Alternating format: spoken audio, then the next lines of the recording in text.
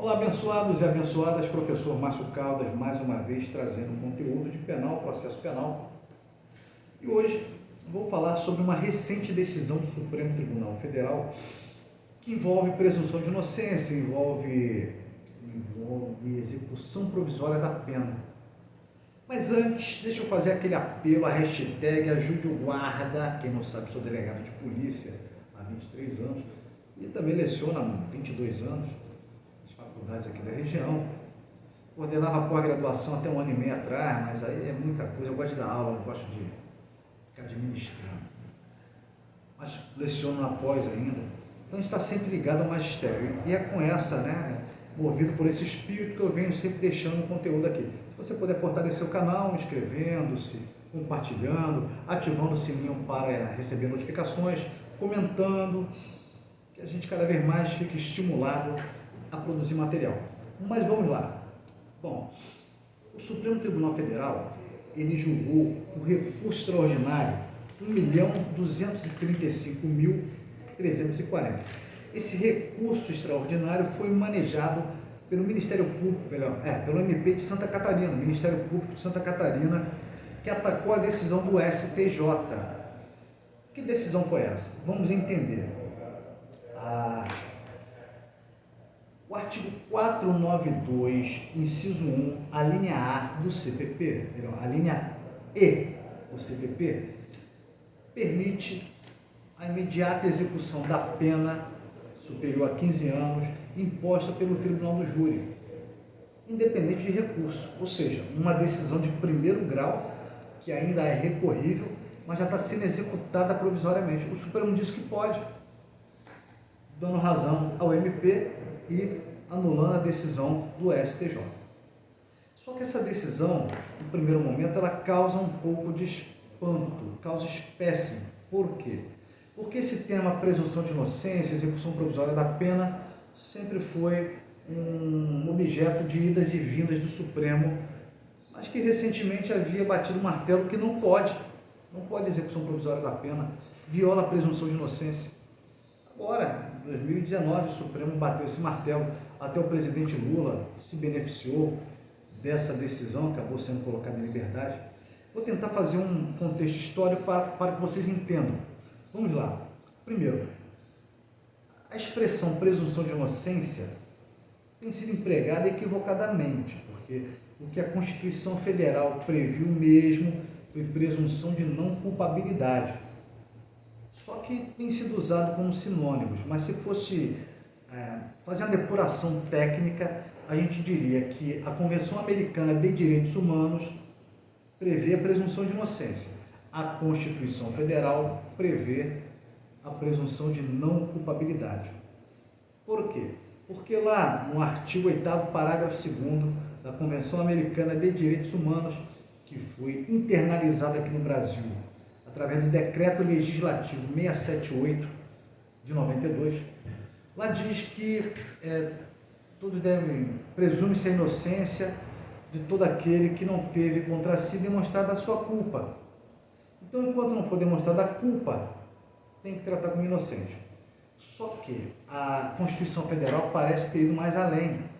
Fala que só pode ser tratado como culpado depois do trânsito em julgado. Por quê? Porque o texto diz, ninguém será tratado como culpado até o trânsito em julgado de uma sentença penal condenatória.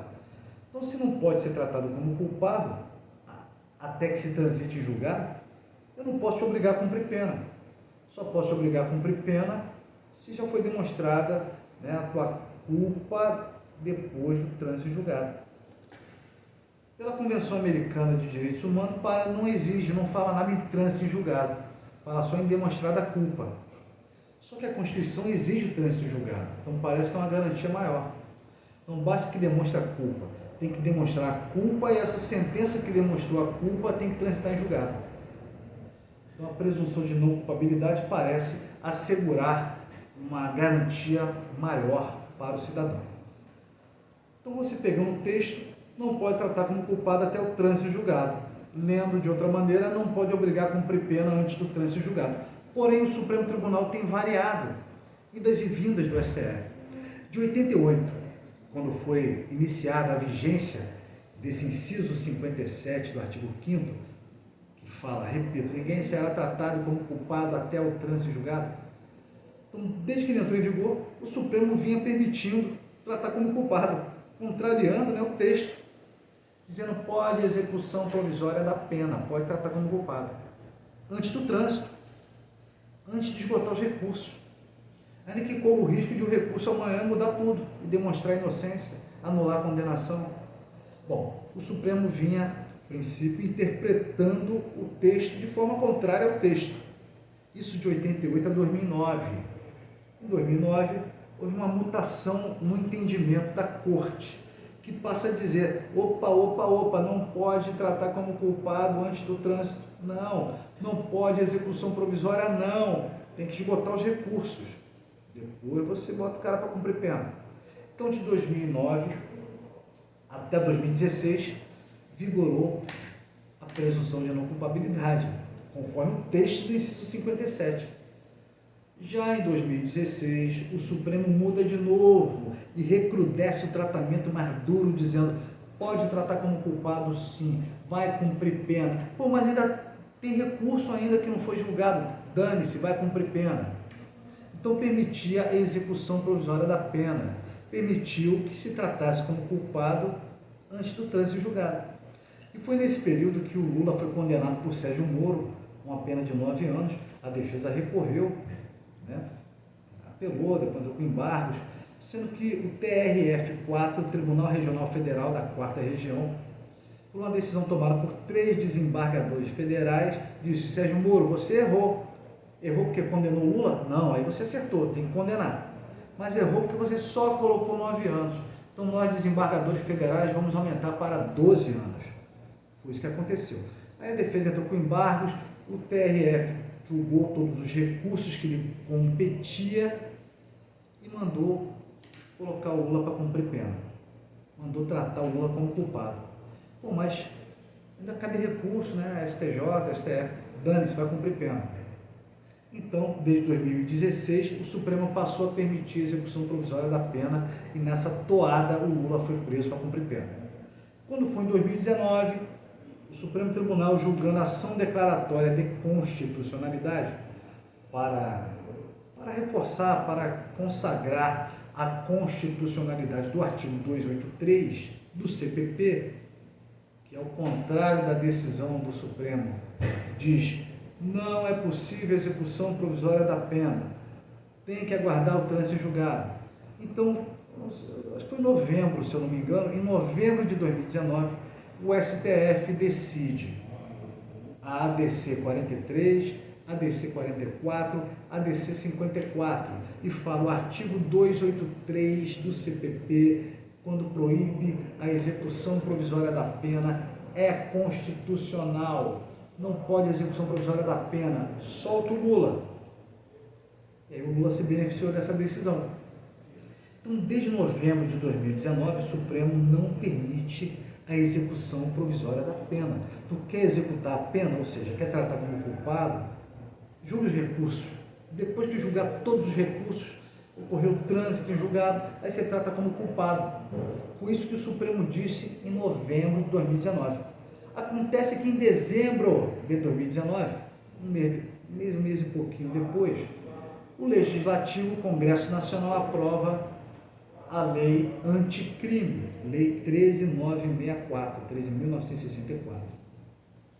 E essa lei altera o artigo 492 do CPP, dizendo lá, no artigo 492, inciso 1, a linha E, que será feita a execução provisória da pena superior a 15 anos, imposta pelo Tribunal do Júri por crime doloso contra a vida. Ou seja, a lei passou contrariando o que o Supremo acabou de decidir um mês atrás, que não podia execução provisória da pena. O legislador vai lá, como que em reação, no backlash, acaba dizendo pode execução provisória da pena sim, no caso do júri. Então reacendeu a discussão com relação ao júri. O STJ vinha entendendo que era inconstitucional, não pode execução provisória da pena. esse dispositivo da Lei 492, inciso 1, a linha E, é inconstitucional. E o Supremo, então, foi provocado, através desse recurso extraordinário, 1.235.340, acabou decidindo, e era um tema de suma importância, né? Foi ativada lá a repercussão geral, virando o tema 1068. E que o Supremo, agora, em 12 de setembro de 2024, muito recente, entendeu que é constitucional a execução provisória da pena no caso do júri. Ou seja, se for uma condenação fora do júri, não pode execução provisória da pena. Se for condenação pelo júri, aí pode execução provisória da pena, dizendo que esse dispositivo não viola a presunção de inocência. Porque o que vai prevalecer nessa ponderação de valores, de princípios, esse balancing test, é o princípio da soberania dos vereditos, que é estampada lá no inciso 38 do artigo 5º da Constituição Federal.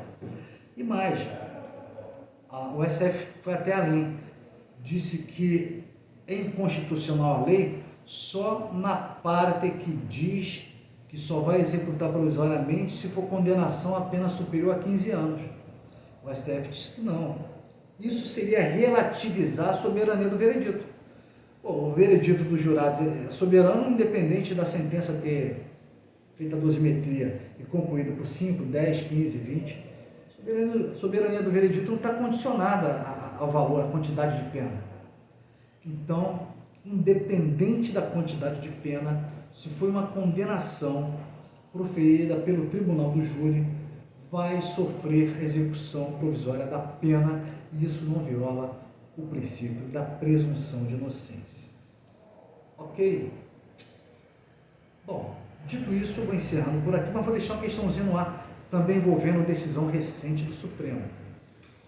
Com relação à descriminalização do uso de maconha, pergunta: a pessoa portar, trazer consigo 40 gramas, 39 gramas, 20 gramas, 10 gramas de cocaína, também se aplica a presunção de que aquela droga é para uso? E se é para uso, a conduta é penalmente atípica? Ou esse entendimento só se aplica para o caso da cannabis sativa? Acompanhe o próximo vídeo, dê o like, compartilhe, ative o sininho e deixe seu comentário.